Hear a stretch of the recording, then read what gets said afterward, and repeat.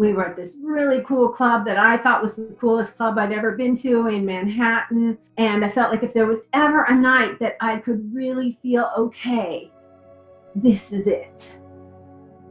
I later learned that it was lidocaine, not cocaine. I remember being in the bathroom in line for the toilet and just thinking, wow, I'm getting tunnel vision, and what a cool side effect that is. That I was dying didn't occur to me. But then when I got in the stall, I could not read any of the graffiti. And I knew some of this is in English, and what's wrong with my brain that I can't read it.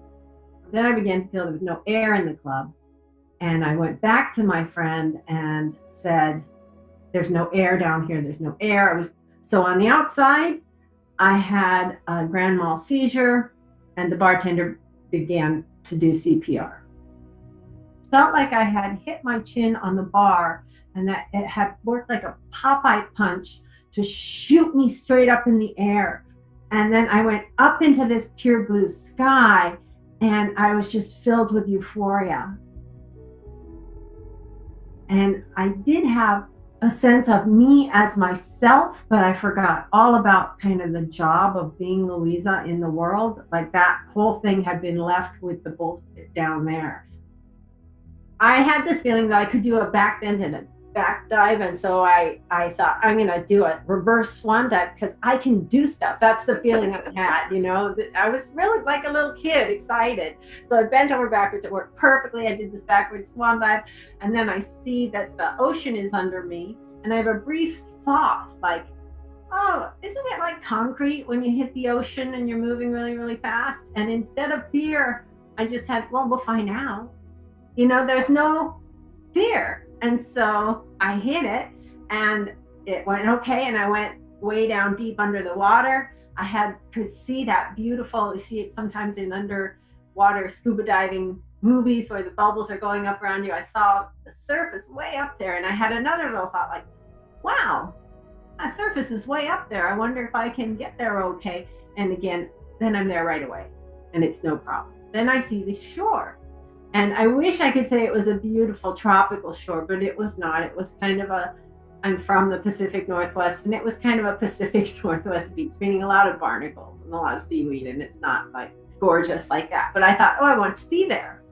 So the next thing I know, I'm just wading out of the water. I turned along the beach, and I saw a house up on a mesa. I thought, oh, I want to be there. And so then I'm there. And my feeling is like, wow, cool, with everything. Wow, cool. And so one thing though was that the mesa now was kind of a pile of boulders, and they were covered with this really gross slime. It was like rotten seaweed was what I thought. To get to the doorway of this house, I had to climb through it. A lot of people talk about that there's some gross stuff we carry with us, this purging that has to happen, that you shed your anger, your fear, your all of these darker emotions. To me, I feel like the sludge was that stuff. I didn't know it at the time, though. I didn't know anything about NDEs at all, so I just thought, phew, that's over with. Once I got above it to the doorway, I had lost my body. I had no body, but I was a little bit Alice in Wonderland and a little bit Snake. Kind of like a slightly bummed that I don't have a higher perspective, but I can go over the door sill into the house. And so I'm like, hey, good enough, good enough. And I'm very low along the ground, so much so that I saw the floorboards in tremendous detail. They were very worn. It was very old. Many people had walked there. And I knew it was my ancestors. In real life, the twerpy vain girl who's back in the New York nightclub did not give a crap about her ancestry, never thought about her ancestors. The spirit that entered this house was thrilled. Like, we all go here, and now it's my turn. And I'm so excited to join the rest of us. And I had that feeling of us. So I also sensed my grandfather. Now, he is the only one who I never got to meet. I sensed his joy that we would finally get to meet. And who was he to me? A picture in my dad's closet, you know, but I felt all this joy at the prospect of meeting him. So there was supposed to be a chair in the middle of this room that looked out at the water. I knew there was supposed to be an armchair, and I knew that my ancestors all loved to sit in it and look at the view. And the sun had started setting. I wanted the chair, but it wasn't there. But as soon as I said, oh, I wish I could see the sunset, then I started getting pulled along the floor. And even though I didn't have a body, it felt like I was pulled by my heart towards the windowsill.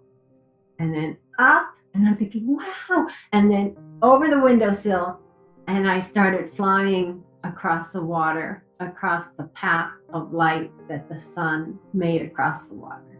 I was flying toward the sun. Sometimes little bits of my life would come back to me, and I would think, hey, wait a minute. People can't fly. Is this a dream? Is this real? That's what I thought. And then something answered me, more real than anything you've ever known or done. And I was heading toward the sun, and then I had a thought, it's getting bigger and bigger. I'm going to hit it. Again, without fear, just we'll see what happens. And then I hit the sun and passed through a sort of a filament, and I was in the core of it. Now, knowing what I know now about NDE symbolism, this is so beautiful, because I was an atheist and I rejected and really despised everything about the church and everything I'd heard about God. But when a human being sees a sunset, we all get a feeling of awe. That's why my higher power led me along that path. I felt awe towards the beauty of the sun. And also my father had taught me that the sun was the giver of life. So if you were to have a physical representation of the source of me, the source of life, it would be the sun. So when I went into the sun, then I was in the light for real. And I was permeated with that joy and that bliss and that love beyond measure. And I was starving for it. And I remember having the feeling like, finally. And then I had the sense, almost instantly, that I was being held the way a baby is held by a parent. I couldn't see anything because all I saw was the light, but you can know things without seeing them visually. And I knew that the parent was embracing me, and I knew that the parent was pouring this love into me. I was ready to just hang out there forever. I was so complete and happy, and I loved the parent too. That's one thing I can say, I had love back. And all of a sudden, the parent says, you can't stay, you're not done yet. And then it's lights out, just like when the parents cut the light. It went from the light and the bliss to blackness, total blackness, and a slight sense of falling. That was the only time in my NDE that I was afraid, was that bit of falling. But then I was just kind of in a black realm, seeing these little white stick figures like they were drawn with chalk on a blackboard. This was my transition, and they were playing these little nonsense games, going on a swing set, going on a teeter-totter, and they were just little happy figures, and they were saying these little nonsense things like how many hippos in a flim-flam, and like these little, and I thought, well, this is nowhere near as good as the light, but this is a sort of a diversion that the parent has given me until I can go back, because I knew I was going back sometime. And so I thought, well, I'll just watch these guys for eternity, forever, for however long it takes to go back. And then one of the stick figures got closer, and the chalk circle of the face filled in like a dinner plate. And I remember feeling like, yo, dude, I can't see, like everybody else. And then he started saying, how many fingers? What is your name? And then I remembered, and this is hard for people who fear death to imagine, but instead of saying like, oh, thank God I didn't die, I was like, oh, you've got to be kidding me. I remember this stuff. He thinks that he's a he and I'm a me, and he thinks we're like separate. And he wants me to do that trick where you like burp out sounds and it's like in a code so he can know something. And I just thought, I just don't want to do that anymore. But then he's very persistent. And so I rose to the occasion and I said, Louisa, and 3. And then I kind of had this sense of, okay, I give up. I got to do this.